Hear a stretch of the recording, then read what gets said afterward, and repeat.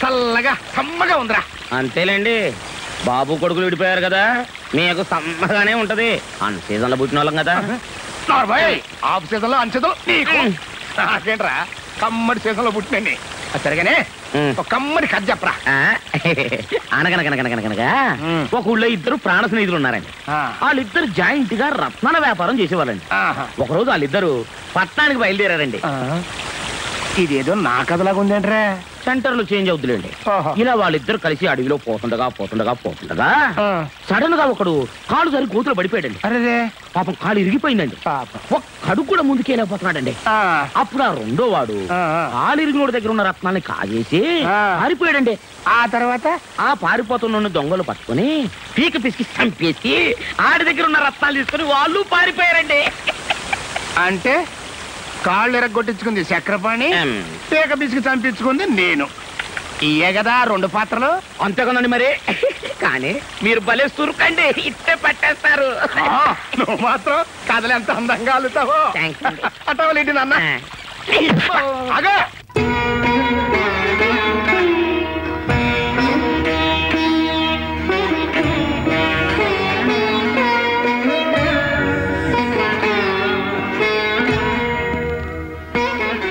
ఏమిటి వదిన ఇది? అక్కడ అన్నయ్య, ఇక్కడ నువ్వు పచ్చి మంచినీళ్ళు కూడా ముట్టకుండా కూర్చున్నారు. పోనీ నేను అక్కడికి వెళ్ళి వాళ్ళ కాళ్ళ మీద పడి మన అబ్బాయిని మన ఇంటికి పంపించమని అడగనా? వీడున్నాడంటే ఈ ఇంటి అల్లుడు అవ్వగలడే గాని కొడుకు అవ్వగలడా? చెప్పు వదినా.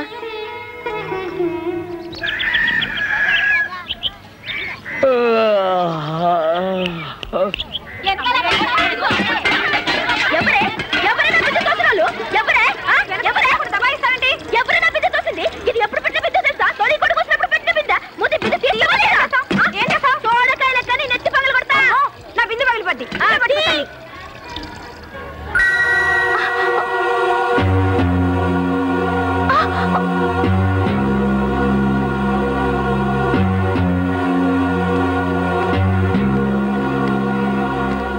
ఆ కారు ఇవ్వమ్మా, ఇవ్వమ్మా. నువ్వు ఇంటికెళ్ళు.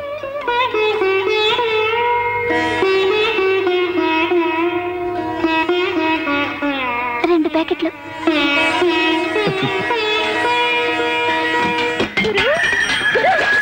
శభాష్ గురు, పాల పీకతో పిల్లాడి జీవితం స్టార్ట్ అయినట్లు పాల ప్యాకెట్ తో నీ గరీబ్ బతుకు షురు అయిందిలే. ఏమో అనుకున్నా గాని నువ్వు మన్గానివే. మా అన్న నేను రూపాయి దానం చేయమంటే నువ్వు జీవితమే దానం చేసినావు. అట్లా మాట మీద నిలబడేటోడంటే నేను ప్రాణమే ఇస్తా. రాధాబాయ్, అక్కడితో పులి స్టాప్ పెట్టు. ముందుకు పరిగెత్తుకెళ్ళి మనసు పారేసుకుంటే మిరపకాయ బజ్జీలో బజ్జీ తినేసి కాడన పడేసినట్టు పడేస్తారు ఈ డబ్బున్నోడు. ఒరే నరసమ్మ, ఏం గురు ఈ పెద్ద మనిషి మారాడంటే నమ్ముతావంట్రా? నేనే కాదు గురు, బుద్ధున్నోడు ఎవడూ నమ్మడు. వీడెక్కడికి ఎందుకు వచ్చాడు అనుకున్నావు? ఎందుకు గురు? వీళ్ళ నాన్న మర్డర్ చేశాడు కదా. ఈ పిచ్చోళ్ళు ఆ కేసు పెట్టకుండా ఉండటానికి నాటకం ఆడుతున్నాడు.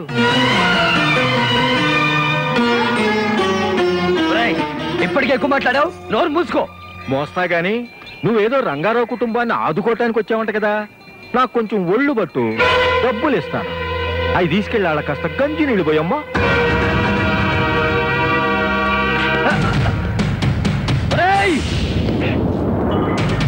నేను ఇక్కడికి వచ్చింది పాత గాయాన్ని మానపడం కోసం, కొత్త గాయం చేయడం కోసం కాదు.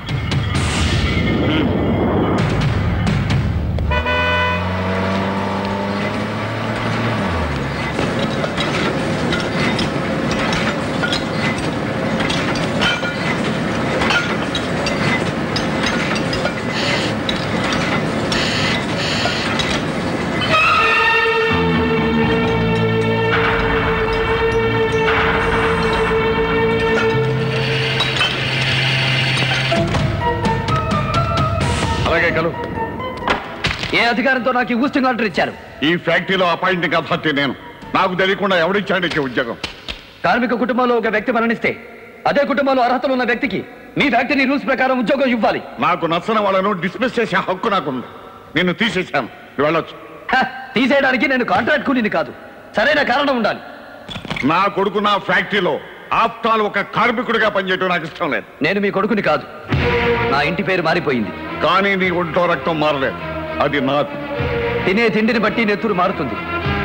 ప్రస్తుతం నా ఒంట్లో ఉంది ఫారెన్ విస్కీ రక్తం కాదు, గొడ్డు కారం నెత్తురు. పిచ్చివాడ, ఈ ప్రపంచం పేదవాళ్ళది కాదురా, ఉన్నవాళ్ళదా? ఒకసారి వెనక్కి తిరిగి ప్రపంచ పట్టాన్ని చూడండి.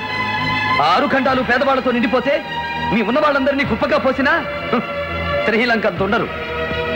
ఒక్కడే అయినా శాసించాధికారం రాజుడే. శ్రీమంతులకే సుఖపడే జాతకం రాశాడు ఆ భగవంతుడు. రాజ్యాల్ని రాజుల్ని తలకిందులు చేసిన విప్లవకారుల్ని, శ్రీమంతులకు సింహస్వప్నాలైన శ్రామికుల్ని పుట్టించింది ఆ భగవంతుడే. ఓట మెరుగున అదృష్టవంతుడు నేను. నాతో పంతానికి దిగితే పశ్చాత్తాపడేది మీరే.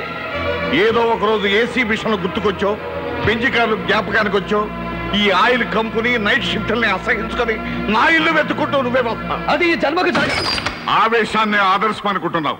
ఆవేశం చల్లారి అంచనాలు తారుమారైనప్పుడు ఈ నాన్న మాట నిజం అనుకునే రోజు వస్తుంది. నో, మనీ కంటే మానవత్వం గొప్పదని, కూడబెట్టుకోవడం కంటే కూడు పెట్టడమే మంచిదని మీరే తెలుసుకుంటారు. నేను దత్తత వెళ్ళినందుకు దెప్పిపోస్తున్న మీరే ఏదో ఒక రోజు ఈ ఫ్యాక్టరీని కార్మికులకు దారాదత్తం చేస్తారు.